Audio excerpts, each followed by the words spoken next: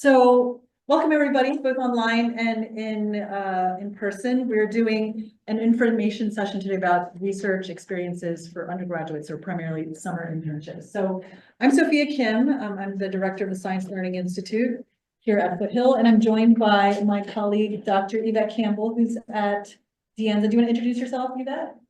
Yeah, so welcome. My name is Yvette, and I oversee the MESA program, which is Mathematics, Engineering, Science Achievement at De Anza College. I too was a student in molecular genetics, molecular techniques, and I've had experience with doing two REUs, and I would love to talk about my experience in both of those. Great. And then we also have a guest in the room, and he'll share who he is when we get there. Oh, or do you want to, yeah, do an intro real quick for that. Sure, I'll just step in front of the camera real quick. Okay. For folks. Oh. Yes. So hi. You should, here. Yeah, there we go.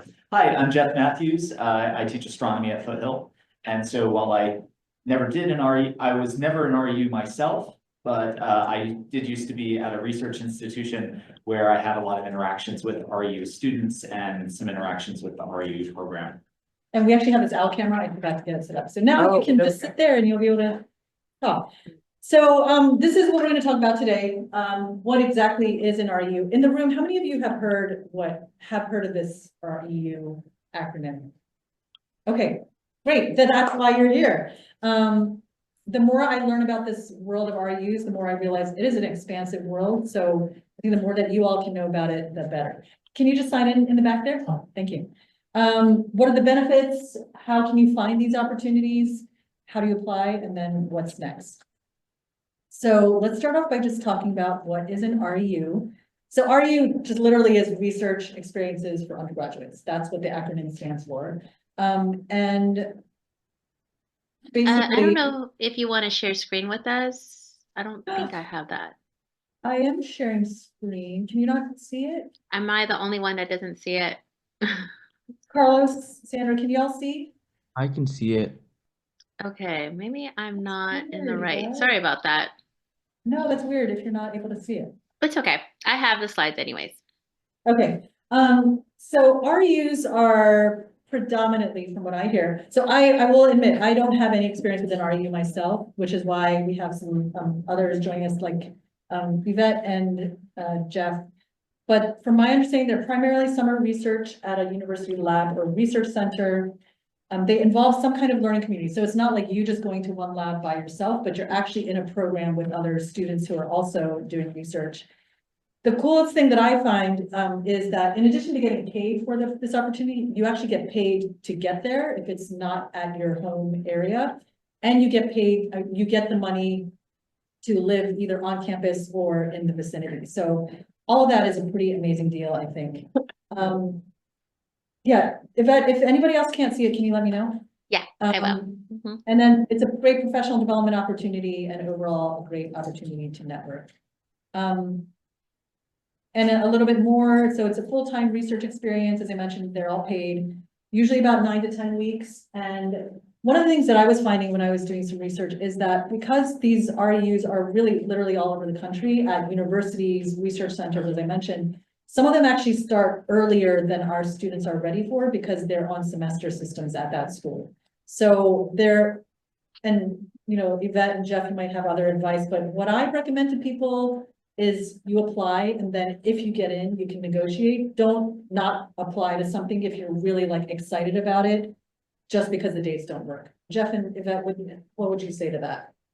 Yeah, so just to add to that, sorry, I can see. I have two screens now. I think it's my new Zoom. Okay. So there was one that I applied for. I was working as I was at San Francisco State as an undergraduate, and I was working on like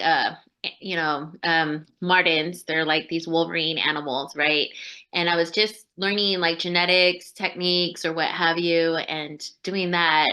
And there was this opportunity to go to Mexico and work on birds. So like that was it seems like it's part of the spectrum. It's an animal, but it kind of wasn't. So I was like, I don't know if they'll accept me. That's not really what I want to do. But I was like, you know what? I'm just going to throw my name in. And sure enough, I got that. The other one that I was going to apply for, but I didn't because of time constraints, was to work on animal behavior of primates in Africa. And that one was a 6-month commitment. So they vary in durations. Normally they are in the summer, but that one was just a special case. So I would say definitely apply if it doesn't fit your boat. And there were people that were liberal arts majors, humanities majors that were in my group. Wow.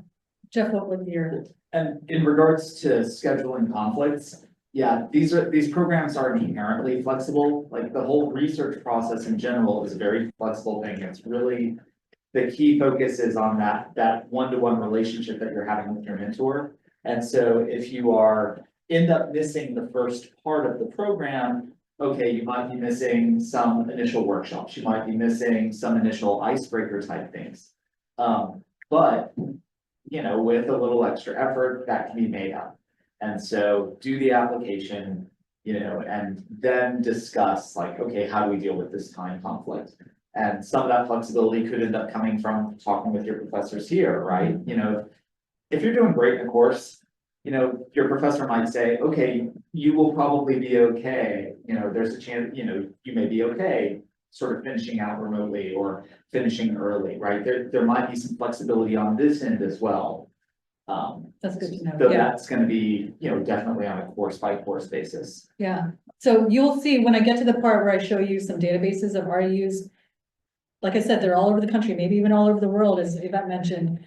So if you see an opportunity that you're like, oh my gosh, this is exactly at a place I want to be at, doing the exact kind of research, but it starts June 6th, like, oh, I can't apply. Don't count yourself out because you can always figure something out. And the worst that they happen is you get accepted and then they say, sorry, you can't come, but at least you got accepted to an internship, which could be a good confidence booster, I would say. So a little bit more about what REUs are, and Yvette and Jeff, definitely correct me if I'm wrong. From my understanding, National Science Foundation is probably the biggest funder, but there are also other funders. Would you say that's true, Jeff? Yes, Okay. and there have been many other programs that have started up kind of just modeled on this. Where like I know of some programs that started up where they said, well, you know, NSF has some restrictions on who can end up participating. And so I've seen multiple universities have their NSF funded RU program, but then also having basically an identical program in parallel where they found people who are willing to fund and support, you know, students who are outside of those that would normally be allowed by the NSF funded programs. So. And that's only for you to know that it's not the university that's paying you. It's actually through this grant that they're paying you. And they actually have to go through a lot of process to get approved for these kinds of grants. So, and that money can only be used to pay a student for an internship. So it's a really amazing opportunity. And these are really set up for college students. So what are the benefits? And basically, as with any internship or research experience, you're learning. So you're learning how to work in a research setting, and very different, obviously, from the lab classes that you're taking. Networking is another big part of it. As I mentioned, you're part of a learning community, but also you're getting connected to others in your research lab, others at the university or the research center. It's a huge resume builder to show that you've had an REU, and specifically REU is known in the research world as a type of research internship. So it's a great boost there. Gaining skills kind of related to learning. So not only like your research skills, but also communication skills, teamwork skills. Career confirmation. Jeff, do you want to talk a little bit about this one? Because I know we talked about this. Oh, yeah, so, you know, if you go and you carry out a research experience in a field and you find that you love it, great, that's the outcome that everybody's hoping for. But there's also the potential that you go and you try it and you realize, wow, this is not for me. And it's a whole lot better to have discovered that in a one summer experience rather than to be in your second year of graduate school saying, whoa, this isn't for me. Right, and so that is also a fine outcome, right? For realizing what aspects of this do I like, what aspects do I not like? And even sometimes realizing, oh, here are things about doing research that I really enjoy, but maybe just not with these particular people, right? So maybe it's also a way to try out a university. If there's someplace that was in top of your list, be like, I want to go here for graduate school, you know, I want to go here for undergrad, but then you realize, maybe not with these folks, you know? That gives you a chance to try them out, give them a test drive, and you might realize, maybe this other, someplace else should be top of my list. And I think the other part of it too is even if you are in a research experience or an internship, whatever you find for a summer and you're like, this is not exactly what I want, and you realize that maybe pretty early on or halfway through, the key is not to check out, right? Because you're still gonna potentially get a recommendation letter or a reference from that experience. So you want to still make that the best learning experience possible and make it work for you. But don't check out of something and be like, oh, I've already written this off and now I'm gonna just like kind of quit early. So it's an amazing opportunity to get accepted at these, so definitely make the most of it. And the last is contributions. You might get published out of these kinds of things. And I've definitely even had students from really short internships get published in a paper because their timing of being involved in that project was just at the right time. Yeah, go ahead, Evan. I was going to turn it over to you to share any other benefits. Yeah, I just like to say these are great benefits. One of the things that I'm the REU that I'm going to refer to is the one I did with molecular techniques with birds. When we did that, first of all, everything was paid for, as Sophia was saying, which is incredible. I don't know if they still do things like that, but went to Mexico, lodging was paid for.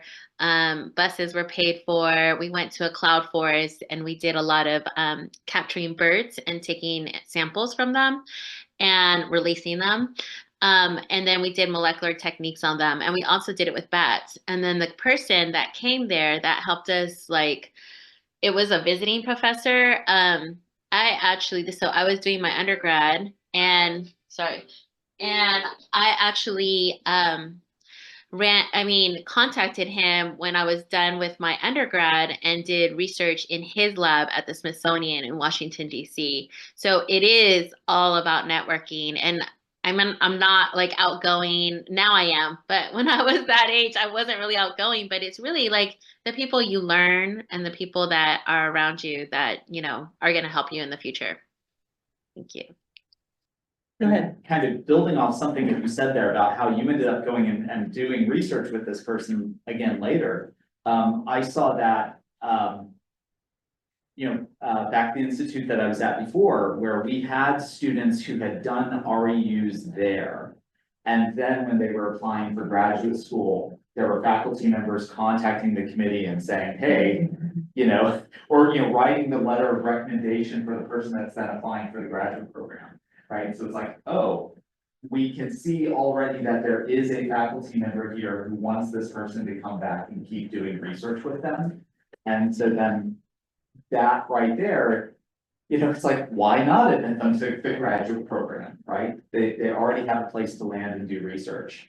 And so that could be, that could be a potentially huge benefit. So, I mean, I know Jeff and Yvette have already been talking a little bit, but do you all want to share a little bit additional to either being in an REU, Yvette, as you said, being involved with REUs, Jeff, on your side? Yvette, do you want to go first and add anything additional to that? Yeah, so I was involved in two separate ones. One was more lab techniques at San Francisco State through the Conservation Genetics Lab. That one was pretty competitive to get in. Luckily, I was already at San Francisco State, so I was able to secure a spot, but we had people all throughout the nation come and do that experience. It was really hard learning lab techniques from scratch, a lot of imposter syndrome where you're feeling like you don't belong here. Things are just going right over my head because that was my first molecular genetics experience. I dropped a bottle that was worth like $800. It's a small bottle and it was like toxic. So like, it was just really bad. Like everything that I remember that summer so vividly. But it was such a great experience because one, I got to learn and get, these people that were really interested in molecular genetics. I wasn't sure if that was the route I was going. I was like more of a veterinarian track. And after that experience, I changed what I wanted to learn. And that one experience changed the whole trajectory of my career pathway. So I went from going into vet medicine to going into conservation genetics. So I did that for about 15, 20 years, and now I'm in my position here. But I would say that it was really good. It was all summer. It was rigorous. It's not a part-time position. You have to make a commitment. It's not anything you can do, like go to summer school at the same time and do this. You're really committing to this experience for the duration of the time. Even if you're not happy with it, like Sophia said, continue going with it. I know there were a lot of people that were just like, San Francisco, I thought it was going to be amazing, and it's really foggy and ugly, and some people left because of that. And it's like, wow, they just missed such a great opportunity. So other than that, they do have you in dorms normally. They do pay for your lodging. And not all food, but like lunches, I think were provided. But this was when I did it, so it could have changed. So I think that's it for the one I wanted to talk about. The Mexico one, never will forget that amazing opportunity. And that was like 20 something years ago. It was just an amazing opportunity that I got. So we did genetic work at San Francisco State, and then we did this experience in Mexico, and it was just amazing experience. Cool. Go Thanks, ahead. Yvette. Yeah. Actually, I'll share my screen, but Jeff, do you want to share? Oh, sure. So a few thoughts on kind of related issues. I don't know about other fields, but for astronomy programs, it's pretty common that they will have, kind of some programming crash course type workshops early on, because there's a recognition in the field that most students coming in won't have a lot of that experience yet. And there are some, and it's also recognized that within the field, there's just some common threads. No matter what you're doing in the field, you're going to need to be knowing, this, that, and the other. And so that's very common to have some kind of initial crash course type workshops, which is then a great leg up for whatever else you do, because then you go to your classes your senior year and you're just like, hey, I already know I already have these programming skills. Plus you've had all summer to be practicing that as part of your research practice. It's also pretty common. So just like Yvette was sharing about the travel to Mexico, right? Programs, they're going to be trying to let you know about what they have that's special, right? So like an astronomy program, you will get tours of whatever observatories are nearby. Physics programs, hey, let's go see the particle colliders, that sort of thing. So, question? Not exactly related to this, but does this have anything to do with the SLI's internship? No, these are actually totally separate. Oh. Yeah. The SLI internships are actually not even ready yet. So this is actually about other internships that are available that are through universities and other institutions. Correct. Yeah. Right, but they'll be in the summertime. Yeah. And, you get to travel to cool places, so, like, Hawaii has astronomy, and I think that there's also like a marine biology REU program out there, so, Cool. I also got a former student at Foothill, to share a little bit about his experience. So let's see if this video works. His name is Ty. He studied computer science and graduated 2 years ago, a year and a half ago. He's at CSU Monterey Bay currently. Hello all. So for those of you who don't know me, my name is Ty Baker, and I am a Foothill alum and an SLI alum. And what I want to talk to you about today is, or are, I suppose, REUs, and how you can better position yourself to be able to take advantage of these opportunities. REUs are particularly important if you want to attend graduate school, if you have any aspirations of going to get your master's and going to get your PhD. They're going to be immensely important, but they are also important for those of you who don't have those ambitions in this kind of stagnant or downturned job market for STEM majors right now, weirdly enough. REUs are a phenomenal alternative to the traditional internship, and although you will not get industry experience, you will get experience in whatever your respective field is. The first piece of news and the good news is that if you have done an SLI internship, you have already done a pseudo REU, especially if you've done one at a medical laboratory or at a national laboratory, at SLAC, at Stanford, at Carnegie Institution for Science, someplace like that, where you are doing anywhere where you're doing something that is more research based and industry based. You've done a pseudo REU, and you can and you should use that as application fodder, as it were.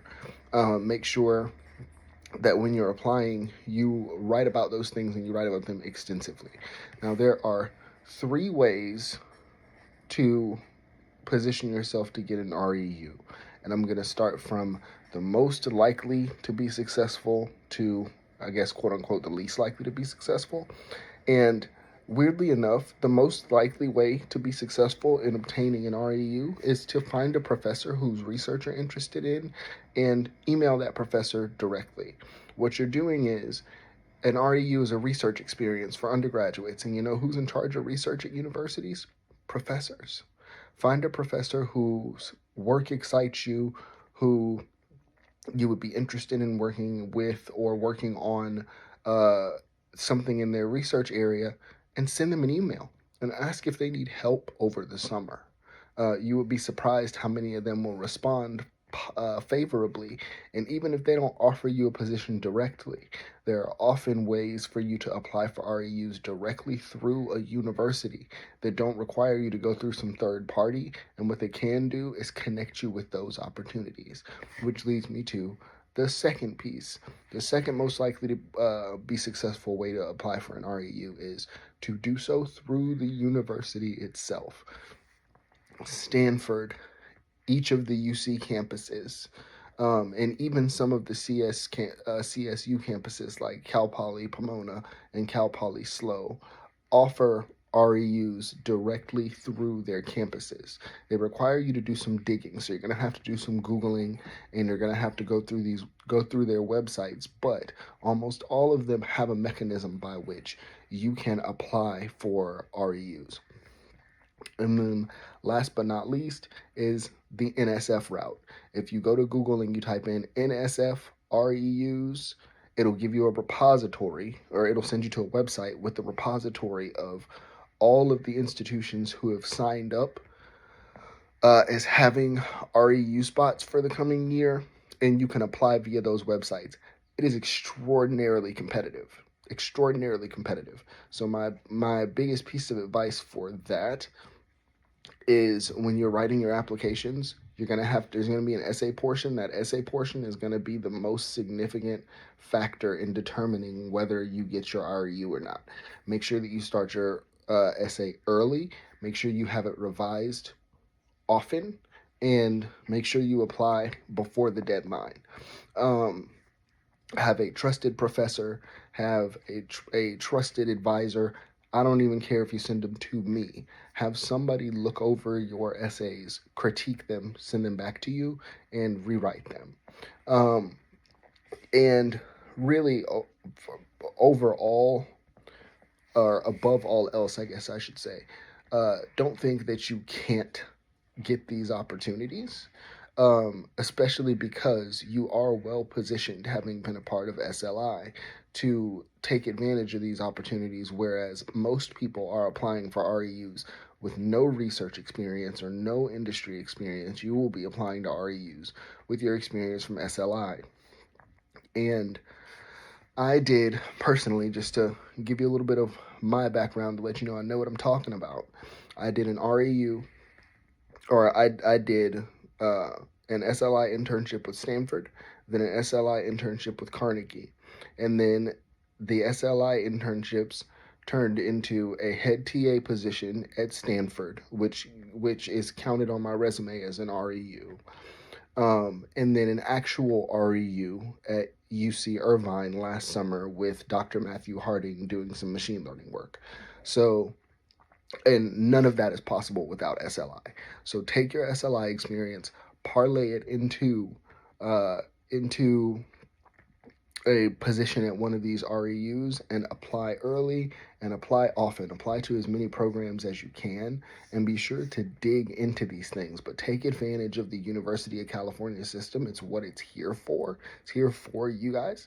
So a lot of people are going to be, a lot of people are going to be applying to these REUs, especially at the UCs, from outside the state. You get first dibs because you're here. So apply early, apply often, and please do not hesitate to reach out to me if you need to. Sophia has my contact information, and I am extraordinarily busy, but I will do everything I can to reply as quickly as I can and be as helpful as I can. And I wish you all the utmost success. Bye. We've talked about all the benefits. Now you might be like, well, where can I find these RUs? Because I want to go find them. There's actually an NSF RU website, and I want to show it to you because it's very easy to navigate. And this is, to me, the most exciting part. So you can actually do a whole search based on discipline, based on like research area, based on location. So these are all the different states that you can look up, all the different research areas, and say, give me a major of somebody in this group. Go ahead. Aerospace engineering. So I'll look, should I do engineering maybe? I'll do air engineering. So if you look up engineering, then all of these are all the various RU sites. So you see Clemson University, Cleveland State, Colorado.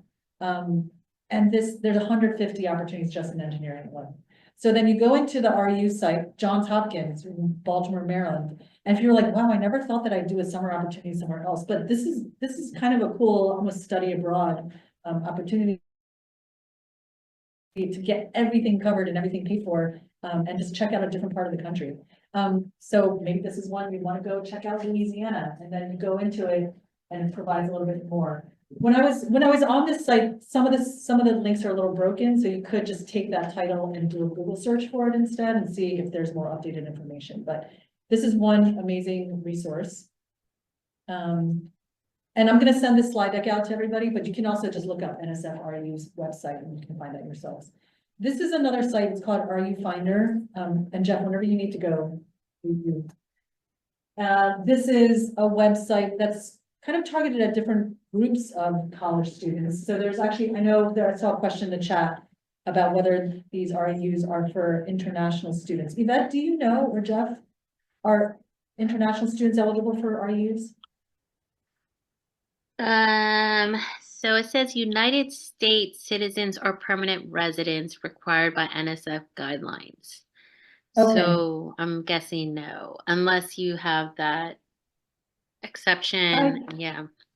Yeah, I don't know. And I just clicked on this RU programs for international students on this RU Finder site. So there might be some. okay, And yeah. those are probably gonna be the ones that are not NSF funded. Oh, So for example, I know that for many years, the University of Texas at Austin had a program that was specifically aimed, they had lined up funders to pay for an REU-like program for students who were not eligible for the NSF funded. oh, ones. okay, okay. Right. So the other universities might have figured out a ways around it. Yeah. Yeah. Did you have a question back there? No, I was just gonna say that on the NSF website, they also have some information. Oh, okay, so good to know. Yes, so whoever had the question in the chat, it looks on the NSF site, somebody said that there are some international student eligible RUs. But yeah, this is an RU program specifically for community college students. So that's one of the things you're going to really need to be careful and look at when you're looking at the various RUs is the eligibility requirements based on your specific situation. Some other resources for summer internships. Hopefully those of you, I think, who found out about this event, there's the SLI newsletter. I think at Dianza, the MESA program there also has a newsletter. Yvette, did you want to put that in the chat? Okay, she might be busy for a second. Sorry about that. Yeah, I'll go ahead and post it right now. Thank you. Okay, great. Thanks.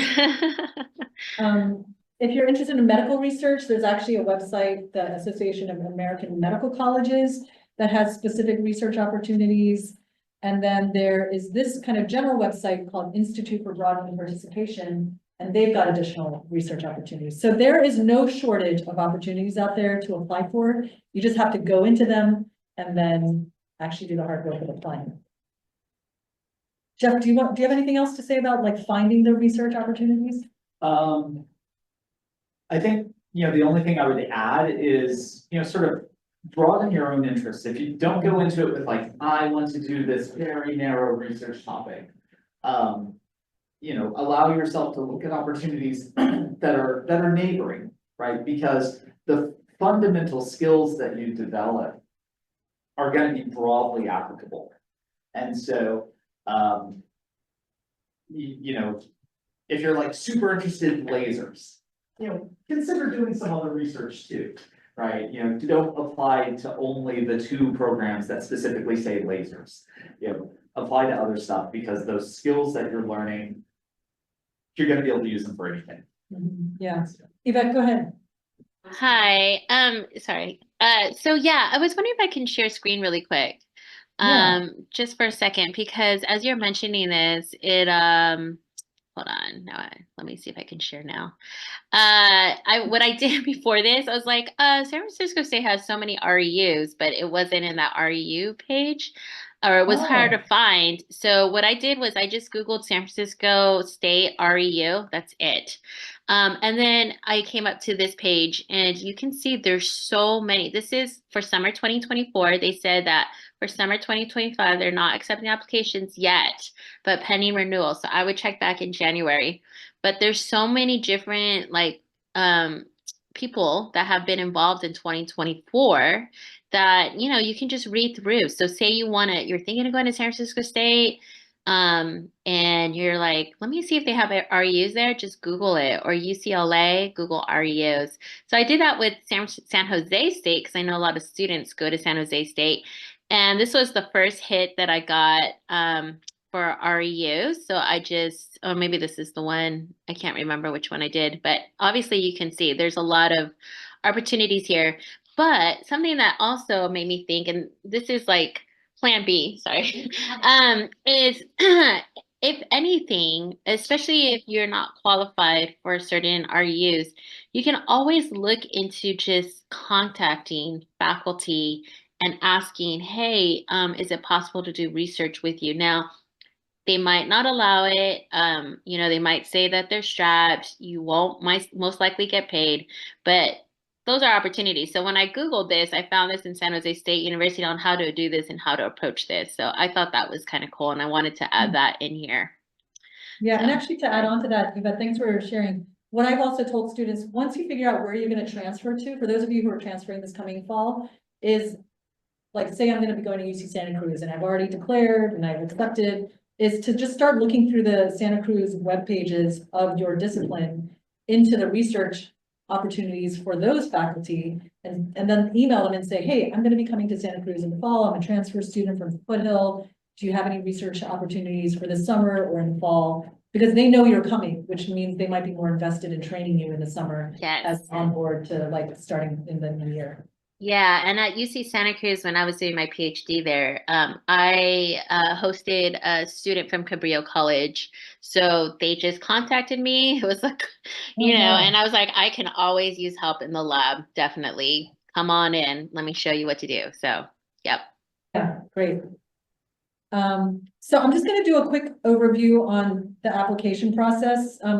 This applies to any internship you apply to, so I hope you find this useful. So there's like 4 main components, and we'll first talk about the overview of the internship and the description. So this is where you get the information about what internship it is. This is where you're going to get a little bit more about like the pay, the location, the timing of it. And for all of this, you're going to really want to make sure you're reading every single component of the description. Eligibility is going to be a really important part of it, and this is where you're going to know, can they take F1 students? Is it only US citizens and permanent residents? If I'm undocumented, can I apply? And so there are a whole range of eligibility requirements depending on the internship. And again, you're going to want to read that really carefully. Do they have specific coursework that they require? Thank you. Required materials. So this is where you've got all the things like your transcript, your rec letters, resume, cover letter. And again, you're gonna wanna read this really carefully. I have heard from people who run internship programs that this often becomes a barrier. People didn't upload the right things. And I have gotten this myself for our internship program, people who upload their resume twice where they should have uploaded their resume and their transcript. So the attachments part of it is just as important as everything else, and you want to make sure you're super careful about that. So hopefully you all know you can get your own transcript. This is just some screenshots about getting it from the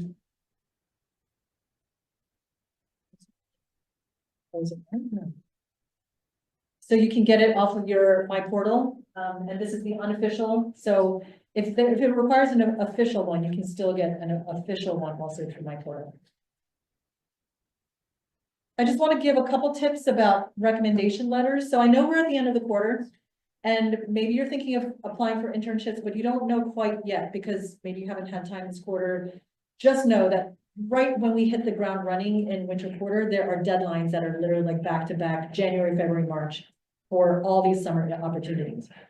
What I recommend is that you reach out right now, like today, if you don't have a rec letter, to a faculty member you worked with this quarter and say, hey, Dr. So-and-so, I know you're about to head out on break, but I'd love to ask if you'd write me a recommendation letter, because now is the time to do it. Do not do it next week when they're grading finals. Do not do it during the holidays because they're not going to be checking their email. And if you come back and say, I have a deadline next week, could you write me, you're going to get a lot of people that say no. So this is some guidelines on what you might want to include in an email to a faculty member, rather than just being like, hey, Dr. Matthews, could you write me a rec letter? I have a deadline next week. You're probably going to get a no. So there are ways to write an email in a descriptive way to say who you are, how they know you, if it's maybe not a class you're taking this quarter, when did they know you? If you are taking a class, just remind them, I'm in your astronomy 1 class. A formal request, add any deadlines, any links. And Jeff and Yvette, I don't know how you feel about this, but I always recommend students write a little bit about themselves so they can express to you what they're hoping you write about. So it gives them a little bit of a like extra start, so you're not starting from scratch. So Jeff, maybe you have some thoughts on that. Well, yeah, so this is kind of a little bit of social engineering, right? But you know, it's serving two purposes, what you're saying, right? Because if you're the person who's writing the letter of recommendation understands why you want to go to that place, then they can sit back and think, oh, what did I see? What did I see this student do in class? What did I see this student do in their interactions with other students? What did I see them do on assignments that I think would really fit with this type of work and with these goals, right? But it's also a way of dropping subtle little hints, right? Because, if you mention something, that is going to trigger those memories, right? Well, oh yeah, I did see them talking with other students a lot. Oh yeah, I did see them organizing a study group. Thanks for that reminder. And so yes. Yeah. That I really appreciate it when when the requests include those reminders, because yeah, I'm getting to know 100 students a quarter. And within a week at the end of the quarter, I've forgotten everything. And so getting those reminders is really helpful. Yvette, do you have anything you'd add about rec letters? Yeah, I would say that it's super important. As Sophia said, 2 to 3 bullet points about who you are. I actually sometimes even meet with a student. I ask them to come in with their resume. So I appreciate that she wrote that too, to attach a resume. And yes, I've had students ask me begging a couple days before, just like, it's really hard because it pulls on our strings too. So please just be Yes. respectful of that. I would, if you don't know what you're applying for, I mean, they're already out. So you should know what you're going to be applying for now. Some are due in January. They're not all coming to me right now. But if you have an idea, I would give at least 2 weeks notice. I know she said a week, but I would even do just 2 weeks. And I agree. think Slack was already due. I want to say No, Lamat. Slack's not due. Slack is still, it's January 9th. So they still. Then that's the one. So if that's the one that you're interested in, Yeah, I would definitely. Oh wait, I was looking at an info session date. Oh, sorry. Yeah, so I have November 14th. But yeah, I would definitely start asking faculty members. Faculty members are always the best, and then directors, I would say, would come next, and counselors, but the faculty directors, I mean, the faculty, especially in those subjects that are going to pertain to that. So if you're getting an internship on neuroscience, then you would want to maybe ask a biology professor, okay? But again, go to office hours, really get to know the professors. Yeah, and I did see the question, is it okay to wait till next quarter? I think it's okay to wait till next quarter if your deadline is not until like end of January or February. But if it's literally like the week we come back, good luck. You're not gonna get, I think you're not gonna get a good response. Well, and to give kind of a faculty perspective on that, the busiest weeks of each quarter are those first couple of weeks. So like, I can't write a letter of recommendation during the first 2 weeks of classes, because there are just too many other things going on. It's an intense time in terms of sort of onboarding classes and getting students into the right habits. So, much higher level of sort of sending messages to students, and also paperwork, a lot of paperwork in the first couple of weeks. And so, yeah, if I've had students come to me before and say, I haven't decided yet which things I'm going to apply for, but I'm definitely going to apply for something. And just having had that conversation means that it's already churning in the back of my head, so that, and I've already been jotting down some of my thoughts, so that when the request comes in, I already have sort of a lot of my thinking done, and that is a lot faster. Yeah. So now is the time. I mean, I spend a lot of time talking to students about recommendation letters, because I feel like sometimes that's something that gets you scared the most to do. And you have to do it, otherwise you're giving up so many other opportunities. So please, like, in the next day or two, if you haven't done that yet, do it before exams. You've got a small window. And I will say the other benefit, and I say this now because I never realized students didn't realize this, but once you've asked a faculty member for a letter of rec, you can keep asking that same person for a rec letter. It's not like once you've asked them, you've used up your chance with them, right, Jeff? Like, if I have a rec on file for you, I am so much more likely to be like, oh yeah, like write me anytime. I'm happy to update it. If you send me an updated resume, I've even written rec letters. I'm writing one for someone now who graduated 2 years ago now and is applying for grad school. So I still have that on file, and I can keep doing that. So just think, you're building that relationship with the person, and once you get that rec letter, you're set for at least the next couple of years if you stay in touch with them. Yeah. And just to add to that, I would, when you're highlighting what you're doing, right? Because if you're just, you go to a faculty, maybe you just go to office hours, what are they going to write about you? Right. So that's something that you have to think about. Are they just going to write about your attendance, your grade? So you really want to let them know, like, hey, yeah, I was leading this study group after your class, or, I really wasn't understanding the material, and then I started learning about the material. So give them some highlights of what you did for that class. But then even beyond that, just tell them like, hey, and aside from that, I was part of the robotics club, and we started this project and we did that. Even though they might not necessarily have been witnessing your work, if you let them know, then, sometimes I'll write that in there, right? So that's just important. You want to know, like, you want to make sure you ask somebody that's really going to get to know you and willing to learn new things about you, not just somebody. That's why sometimes an email might not just be the best thing. It might be like having to actually meet with that faculty member. Definitely. So here's a sample email. I just realized I write that the person's name is Elena, and then they're signed off Daniel. But anyways, just an example of what you could write. And I write in there exactly like you said, Yvette, is I was hoping you could write a letter. I'm a committed student, blah, blah, blah. I'd love to meet with you. Here are some times I'm free. And it gives a little bit more information. So here's a sample that you can send. And when you get the slides, definitely feel free to use that as a template. And then one more thing, which I remembered, is follow up. So Yes. I get people who ask me for letters a month in advance, which I love. I appreciate it. I write it down in my calendar, but I write due on this date. what I love and what I tell them when I'm meeting with them is you have to send me 2 reminders before then and now. Send me a reminder like a week before and send me another reminder like at least 2 or 3 days before. That way I can do it. Do not feel like you're bothering the Yes. faculty. Usually faculty are okay with that. At least 2 reminders. For Yeah. sure, one. And I always phrase that as, please do this. Please Yeah. email me on this day with a reminder. Yeah, yeah. Otherwise, you're the one that's gonna lose out. Here's a lot of the same tips we just talked about. One thing I will add is just write a thank you letter after you've gotten it.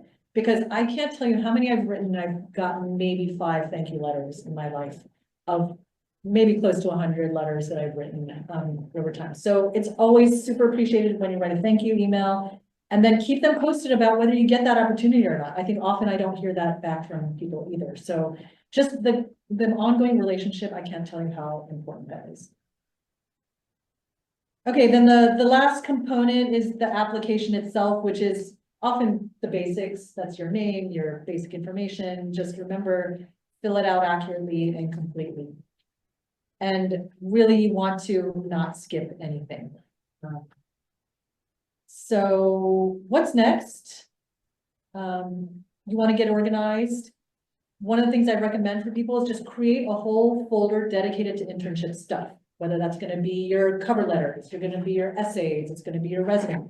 Thank you so much, Jeff. Appreciate you. I want to show you an example of a spreadsheet. This is something I share with students often, a tracker to keep track of all the things you're applying for. So do you have a list of all your applications, your opportunities, the deadlines, all the things you need? Does it require a rec letter? Is it a reference instead?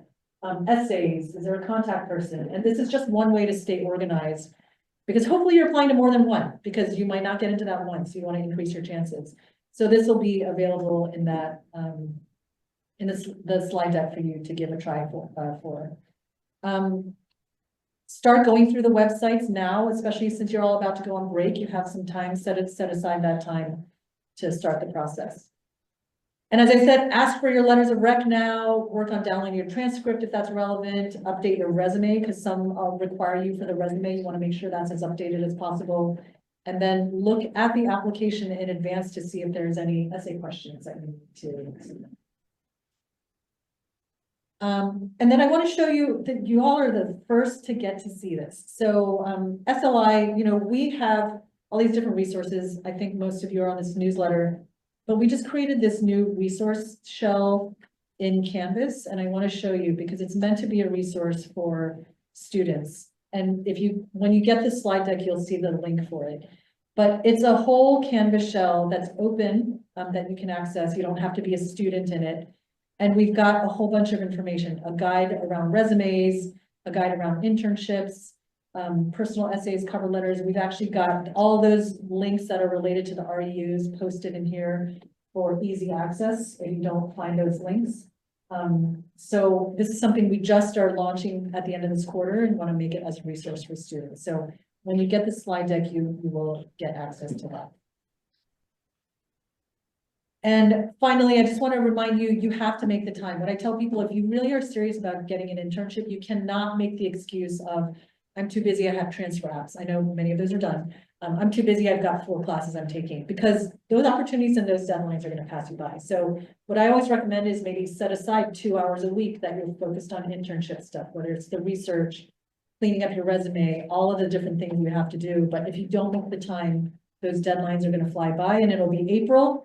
And I often get emails from students being like, oh, it's, you know, I have some time now. Do you know anything about summer internships? And all I have to say is, sorry, you're too late. All the deadlines have closed by now. So January and February, I would say, are the peak internship deadline time. Some start to even extend into March, but by April, everything's been closed. So y'all are doing great because you're here. Hopefully you now have the break to really work on it, but you really do have to make the time. But you can do it, and you just have to make the time, believe in yourself. Don't count yourself out for any opportunities that you see, because you should let the internship program count you out. Don't count yourself out. The fact that you're here just shows that you're committed.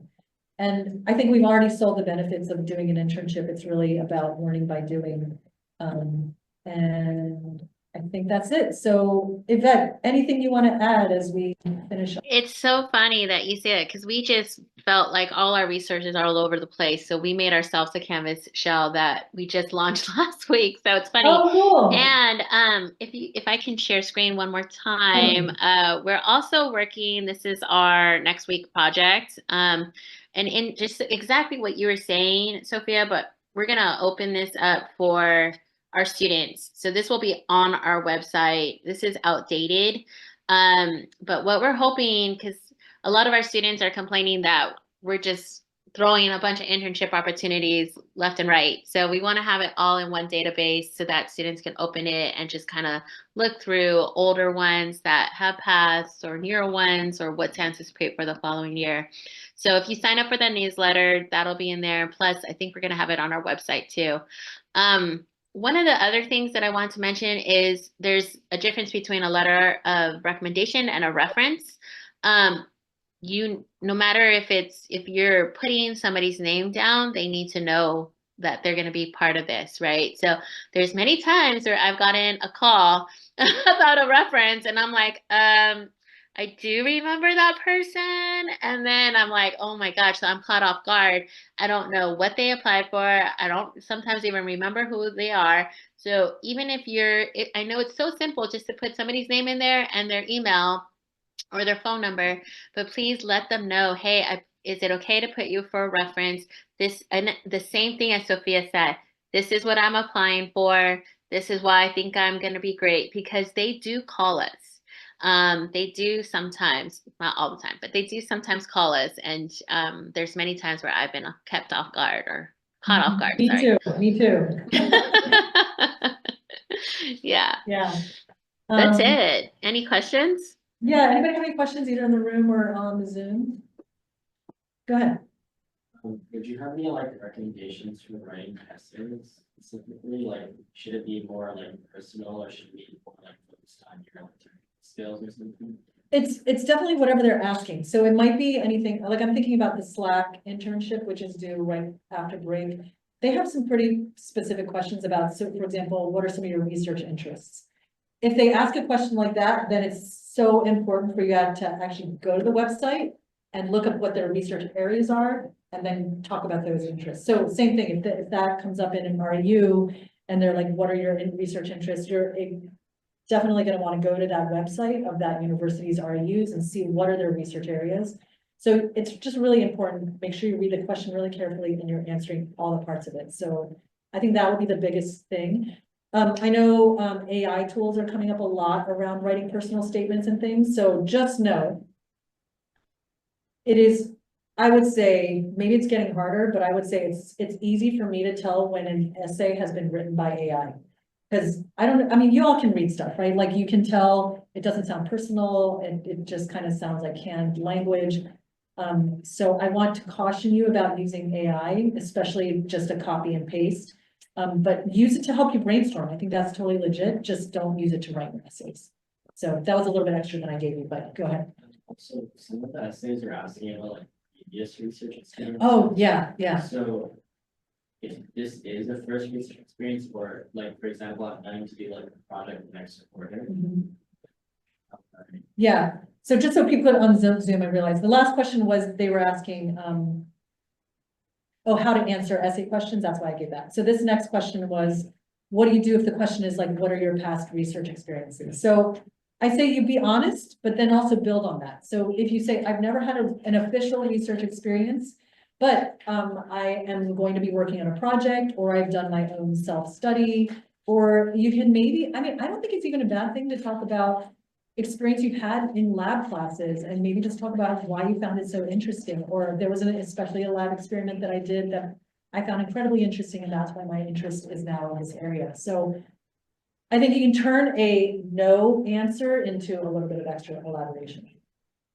Yeah, and I would, yeah, and especially if you're part of clubs, you guys have some projects that you guys are doing, I would definitely remark on those. As for what they're looking for in personal statements, we had Lamat do an info session, their UC Santa Cruz summer internship for astrophysics. And you would think like they wanted to know like why you're so interested in astrophysics, but they were coming in and saying, no, we want to know, like, are you a holistic learner? Are you understanding about equity and social justice? Do you understand why there is a need for diversity in the sciences or in STEM? So it's very interesting. As Sophia said, you got to read the context, and you cannot have that. One thing is we can tell what's AI, but we can also tell what's generic. Um, I can tell even when people are applying for a position that I oversee, I can tell with a generic cover letter versus a tailored cover letter. So you definitely want to read and understand, what are they really asking me? They're not just asking me why I'm interested in astrophysics. They're asking me beyond that, right? So really read and understand that, and even ask one of us, go to those info sessions that we offer, because you really get the behind the scenes. Like, this is what we're really looking for. Like the Slack one, they said, no, if you write, I forgot what they said, Well, they said that biology or they nursing or actually just something said, like, they sorry, go actually ahead. said it's okay to write, I have no prior research experience, like literally Yeah. that would be okay. But what she did say was, but if you write to us that you want to work on a neuroscience project and we have nothing that has that, then we're going to say no. So I was like, well, how would they know what you have? And they're like, they have to research. They have to go through our page, and then they can't be very specific. They have to be kind of general, but specific at the same time, which was confusing. But I understood exactly what she was saying, because you don't want to just focus on one researcher's project because maybe they might not be needing help that year. You want to look at, okay, I want to like study overall the theory around blah, blah, blah. And that encompasses like 3 labs or something like that. So she wants to know that you're actually doing the research and looking through their website and what, projects they're offering. But don't be so specific where you just choose one project, and don't be out there where you're like, no, this is really what I want to work on, but they don't do that. I just want to emphasize one thing that you guys said that I hope y'all heard. Some of these have information sessions on their website. So once you start researching, go into the website, see if they have an info session, you should go, because that is actually where a human being who runs the program usually actually can answer questions and then really tells you what they're looking for. So I saw in the chat, like Scott, your question was, how do you know what they're expecting? Go to an info session, so that's important. And most of those nowadays are online, so you can just attend a Zoom thing. Some of them might even have recordings, so you could watch a webinar. Some of them might even have previous years recordings. So you could go to YouTube maybe and do a search for an REU and see if that shows up. But I think the other thing that relates to your question, Scott, is that if you're not sure what they need, or so for the people in the room, this question was, what if you haven't learned something that might be of use to the research you're helping with? If you're not sure what the requirements are, then it is totally fine to contact the people at the program. And they should all have a contact person, and to say, hi, I'm really interested in your internship program. I haven't had this prior coursework. Is that going to be okay? Or I haven't had prior experience of that. Is this okay? So don't hesitate to ask questions of the program people, because that's what they're there for. They're trying to like get people to be interested in their program. So they're there to answer your questions. So don't be shy. Don't make assumptions about something. You should always ask questions to get the real answer. Yeah. I know relating to that, a lot of them have like an age requirement, like up to 18. Mm-hmm. If they're not asking for your age in the application, should you still apply? The age thing is going to be harder to come by, because a lot of that might have to do with legal things about hiring you, or about, there's a lot more liability that comes up when you're under 18. So you have to get parental consents for things, especially if you're going to be living on campus. So if I would say that's the only thing you cannot, like, don't do that. Because you're gonna come against things later that'll be legal issues then. But what I would say is, are you under 18? Always ask. Just say, like students that are under 18. So do that first, and then if they say no, then.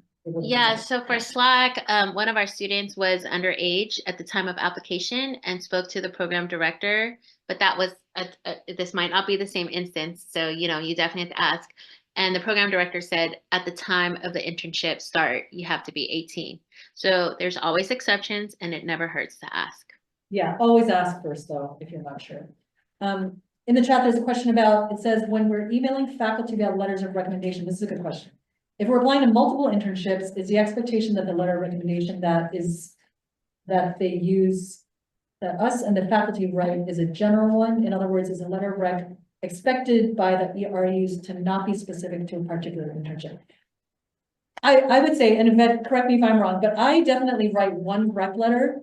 And in that year, I use the same one for all the students, unless the things that I might change is maybe a student is applying for a scholarship and for a transfer and for an internship. And at the end, I might say something like, I highly recommend this student for your scholarship, or I highly recommend my student for your institution. I might change that, but the gist of the body will remain the same unless the student has specifically asked me to do something different. So I use the same letter. And I definitely don't think REUs are expecting you to use a different letter for every opportunity. Would you say that's true, Yvette?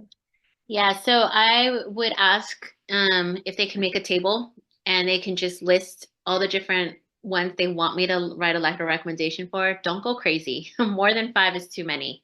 So then the list, the name, the link, all of that has to be attached. I did that before with a professor and I felt really bad about it. And he's like, can you just put it all in one email? Because I sent him separate emails of all the opportunities I was applying for. So I put it all in one in a table and he appreciated that. But you know, what can you do? You got to apply, right? Yeah, and I think faculty especially know that are going to be expecting recommendation letters. So it's not like this is new to them. So, you know, Marcus, about your question, I think they're going to know they don't need to do unique letters. Like, I think it'll be a rare faculty member that has never been asked for a rec letter. So don't worry, they generally know the like way it goes. But if you want to talk it out with them too, just so you don't assume, that's okay to ask them too. Yeah, and just like Sophia, I do change things for each one. If it's like Slack versus Genentech, I'll add different components just to make it unique. But I don't make all like full on changes. So, you know, it's okay to do that. And then Yeah. this Saturday, the person who actually came up Oh, yeah. with the REU website and maintains it, I don't know how she does it. I She's know. gonna be doing she's gonna be doing a presentation. So this Saturday. Yeah, I'll send it out for the people in the room along with the slides today. Yeah. Are there any last questions in our last 2 minutes? How are y'all feeling? Are you feeling motivated? Or are you feeling like I'm not gonna do this? Yes. So one more thing is what I'm trying to do in January, this quarter was more like transfer. Next quarter is going to be more like applying for internships, even though a lot of them are due in the beginning. So in the beginning of the quarter, we're going to do like something similar to this, but focus on resume and cover letters.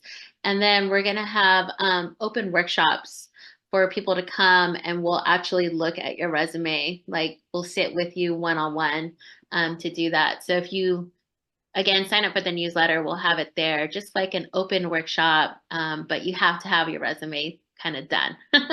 And I did this and I thought it was great. I went in and they just cut me up and like made all sorts of edits for me. And I was like, wow, because sometimes you're so stuck on the way you have your resume that you're like, it's good. And then if you give it to other people, you'll realize like, actually, it's not great and you should redo it and you should try this way. Yvette, your events, will they be open for Foothill students? Yeah. I'll send you an email about it. Okay, awesome. Well, how about I'll close out the Zoom room unless there were any Zoom questions. Yeah, thank you. Anybody? But thank you, Yvette, so much for your time. Really appreciate your added wisdom. And good luck with everybody applying on your own this quarter. Take care, all. Good luck on finals. Bye.